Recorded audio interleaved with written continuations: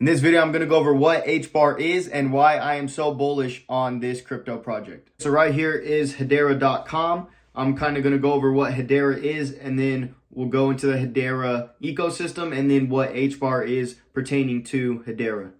So right here says open source public ledger, and then all these are what it is: powering native Web3 ecosystems and institutional applications for the next generation of the web.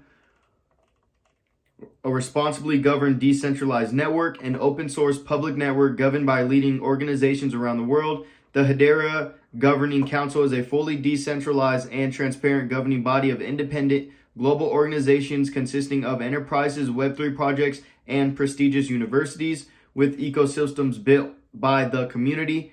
We'll go right here to the Hedera Ecosystem. Web3 ecosystem applications, these are all of those. You could go to Hedera.com if you want to look through all of them. And then the enterprise applications are right here. You see LG, a pretty big one. All of these are pretty big companies. And then we go to what exchanges they are on: Coinbase, Binance, Binance US, Crypto.com, KuCoin, and then some smaller ones like Uphold, Uphold. All these, if you just go to the website, you can see all of them. And then the wallets and custody it is. I currently hold my Hbar on the Exodus wallet, but I'm going to pretty soon transfer it over to my Ledger, just so they'll be on cold storage. And you can see right here, Ledger does support Hedera. If you just go right here, Exodus is the one I currently have it on. These are all the wallets. And then the network explorers, tooling and integration, all of these. If you just go to the website, you can look at all that. And then we'll go to what Hbar is, the dual role of Hbar. Hbar is the native energy efficient cryptocurrency of the public Hedera network. Hbars are used to pay application transactions fees and protect the network from attack through proof of stake. Network fuel. Developers use Hbars to pay for network services such as transferring Hbars, minting fungible and non-fungible tokens, calling smart contracts, and logging data. For every transaction submitted to the network, Hbars are used to pay fees that compensate validator nodes for bandwidth, compute, and storage. Network protection. Hedera is a public open source proof of stake network. When Hbars are staked to network nodes, they have a weighted influence on consensus for validating transactions. Weighted voting makes it difficult and expensive for a bad actor to maliciously affect consensus. It would require a centralized authority to own and stake over 1/3 of the network's total supply of Hbar.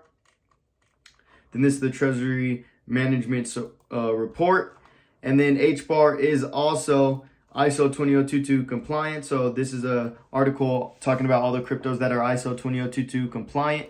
I made a video about all these cryptos if you want to learn more about what ISO 20022 is, and then what all the cryptos that are ISO 20022 compliant. But if you look, Hedera Hbar is right here. It says Hedera is a decentralized public network that enables users to securely and efficiently transfer funds across different digital assets. Hedera is also compliant with the ISO 20022 standard, which means that it is safe and secure to use. Just a basic kind of understanding of what ISO 20022 is it's going to take over the new Swift payment system, and all these cryptos that are ISO 20022 compliant might have a chance of actually working with central bank digital currencies and transferring funds cross-border and everything like that.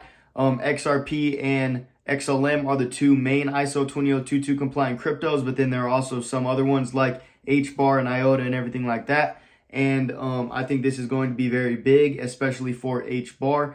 Once it gets rolled out, Hbar is the smallest market cap of all of the ISO 20022 compliant cryptos.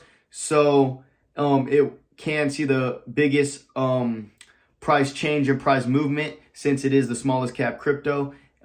If a lot of money starts flowing into Hbar, it will have the biggest price movement out of the other ones that have larger market caps. And then right here this is kind of my current crypto portfolio on the left, or it's a little outdated. I haven't updated the percentages in probably a couple weeks. And then the right is my goal to have my crypto portfolio by the end of the year. And as you can see right now, Hbar is my lowest holding, or my lowest main holding that I count towards my crypto portfolio. I have a couple smaller ones like Gala and stuff like that.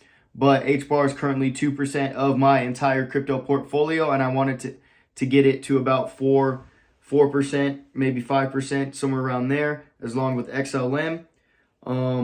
So I am very bullish on XLM and Hbar, but Bitcoin is going to be taking up a big portion of my new portfolio, just because it is the only crypto that I'm 100% certain on that will be around in 20 years.